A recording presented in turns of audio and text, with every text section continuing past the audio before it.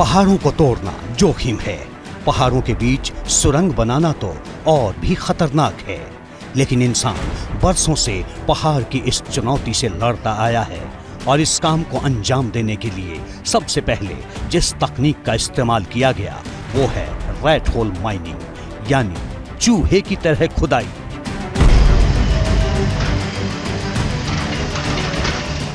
इस तस्वीर को देखिए। यहाँ पहाड़ों को चीरकर सुरंग तैयार की जा रही है। अंदर घुप अंधेरा है, लेकिन हेलमेट की रोशनी में कुछ लोग बड़े सधे तरीके से पत्थरों पर औजार चला रहे हैं। ये अपनी हिम्मत और लगन से बड़े बड़े पहाड़ों को चीर डालते हैं। इनका हुनर ऐसा है कि बड़ी बड़ी चट्टानों के बीच ये रास्ता बना लेते हैं।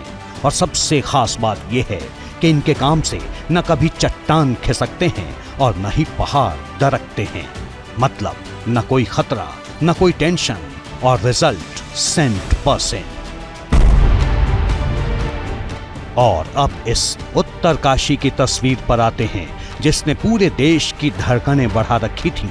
4 किलोमीटर से भी लंबी ये सुरंग जब धंसी, उस वक्त 41 मजदूर टनल के करीब 250 मीटर अंदर फंसे थे। उनके सामने करीब 70 मीटर का मलबा आ गिरा और वे टनल में फंस गए।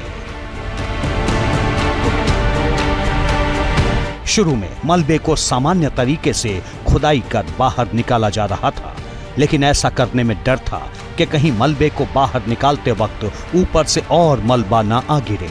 ऐसे में अमेरिकन ऑगर मशीन की मदद ली गई। ऑगर मशीन ने मलबे में ड्रिल कर करीब 60 मीटर तक एक रेस्क्यू पाइप फिट किया, जिसकी मदद से मजदूरों को बाहर निकाला जाना था। लेकिन मलबे में लोहे की छड़ आ जाने से ये कोशिश बेकार चली गई। यही नहीं, ऑगर मशीन के भी चीथड़े हो गए।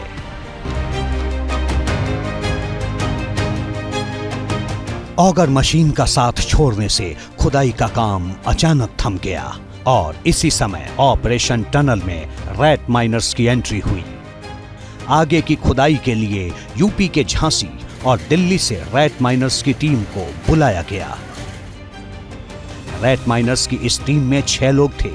इस वक्त टनल में 15 मीटर का फासला बाकी रह गया था। खुदाई के लिए 3-3 लोगों की 2 टीम ने काम शुरू किया। टनल ऑपरेशन शुरू करने से पहले मौके पर मौजूद एबीपी न्यूज संवाददाता दीपक रावत ने झांसी से आए रैट माइनर्स से बात की थी। रैट माइनर्स आत्मविश्वास से भरे हुए थे, जबकि उन्हें मालूम था कि मशीनें फेल हो चुकी हैं। हम लोग का एक्सपीरियंस है, काफी दिन से काम कर चुके हैं, ये हम लोग कर लेंगे। आपने इससे पहले कभी ऐसा काम किया? हाँ, हम लोग काफी काम करते, पुशिंग का काम ही है हमारा, मैनुअली पुशिंग का काम ही है हमारा। रैट माइनर्स बुनियादी तौर पर मैनुअल तरीके से काम करते हैं, जिनमें उनके बाजुओं का जोर लगता है। खुदाई के लिए उनके पास कुछ बेसिक मशीनें होती हैं। ये जो मशीन आप देख रहे हैं, इसी मशीन के साथ ये डिगिंग का काम करेंगे। चूहे की तरह वहां पर मलबे को निकालने का जैसे काम होता है, जैसे रैट माइनिंग कहते हैं, उसी तरीके का काम होता है। बहुत मुश्किल काम है। 800 mm के पाइप के अंदर 50 मीटर अंदर जाकर, और वहां पर जहां पर ऑक्सीजन की कमी होगी, हालांकि ऑक्सीजन सपोर्ट दिया जाएगा। रैट माइनर्स खामोशी से काम में जुट गए और उन्होंने टनल के अंदर 10 मीटर का फासला 24 घंटे से पहले तय कर लिया।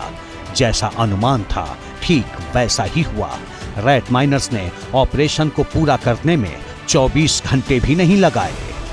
कहाँ चर्चा ये हो रही थी कि 24 घंटे लग सकते हैं, चर्चा ये हो रही थी कि देर रात हो सकती है, लेकिन ये वो मजदूर है रैट माइनर्स, और इसी वजह से इनके ऊपर इतना भरोसा किया गया था।